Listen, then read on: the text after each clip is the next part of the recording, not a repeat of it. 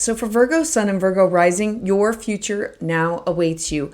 We are just out of the eclipses of October where you are starting this new chapter of your life with your needs, your desires, and being a priority and a focus in your life with consistent, healthy boundaries. The wheels of fate are now in motion, and now you're headed into a new direction. You're now going to feel this forward momentum of all the planets as they begin to shift signs and pushing you into your new destiny. So strive to accept this change with optimism. Hi, I'm Patricia Tate with Willow Grace Mystic, and this is your November monthly forecast. So let's just dive right in.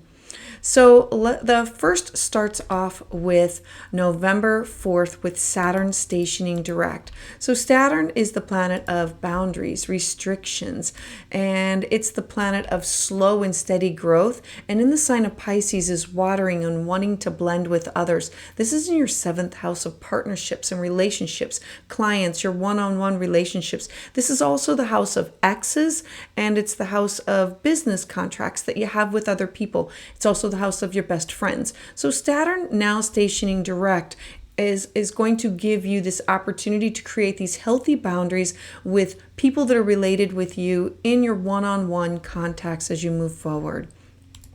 Then on November 10th. On November 10th, we're going to have Mercury in the sign of Sagittarius. Now, Mercury is going to be the first one that's going to enter into Sagittarius, and this is in your 4th house of your home, your family, your roots, your foundation. It's your family. The 4th house is your personal life. It's about those people who shape who you are.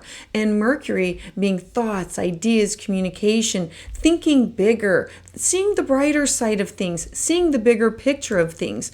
Throughout the month of November, other planets are going to join, so this house is going to be a focus for you as you grow and evolve for the month of November. It's about you being able to see the bigger picture, having these bigger ideas of what you want to create or do with your home life, and working on big plans.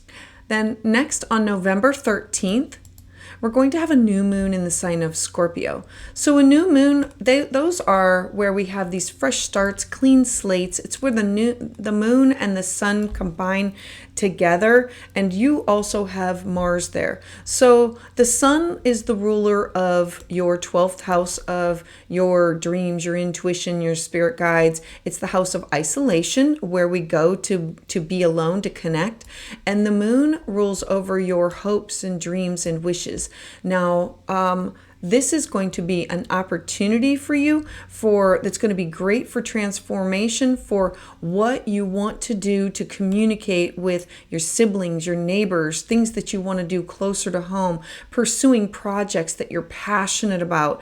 It's about you diving deep and following your gut instinct.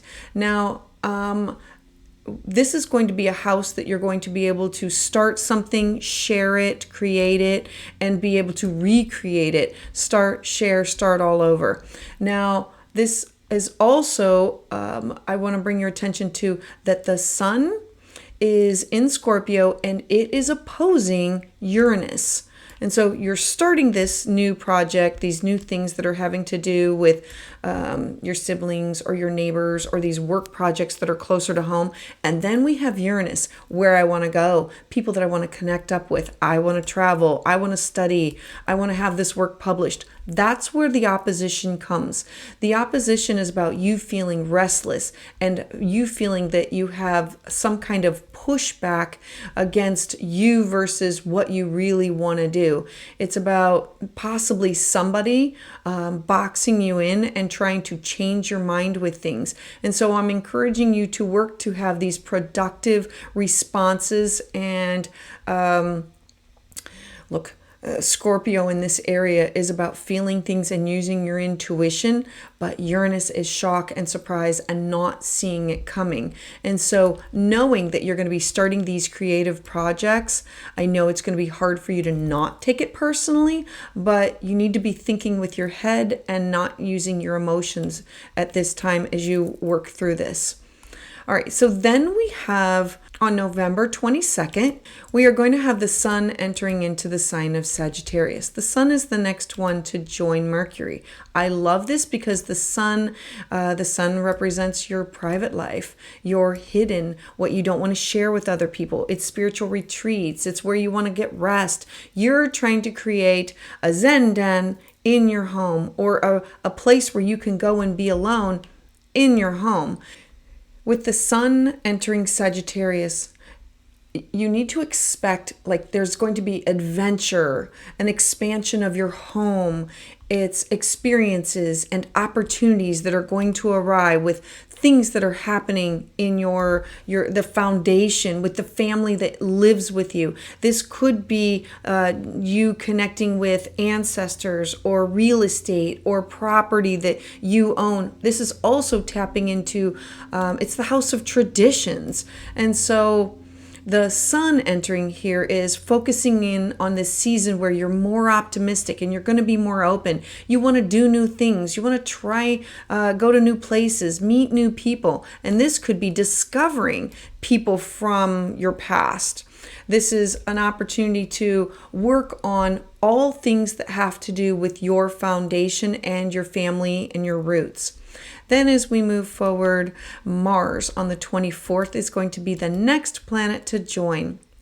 So now Mars is the ruler of your 8th house of shared resources. So now we have the sun, you're hidden, that you're not sharing, but needing some private, following your dreams, your intuition, your spirit guides. And Mercury is here. Mercury, thoughts, ideas. It has to do with your career.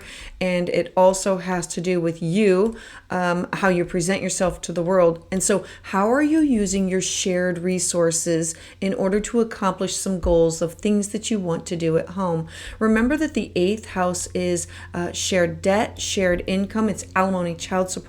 The 8th house is joint adventures, taboo topics, and where you are seeking a deep connection. So this could be you saying, I want to share my home and have this deep connection with the people that are in my home.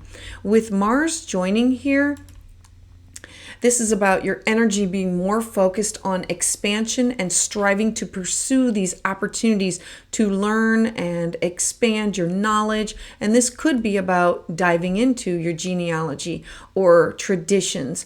You saying, I want to explore new things. I want to connect up with people that are going to appreciate and that I can share things with on an intimate level.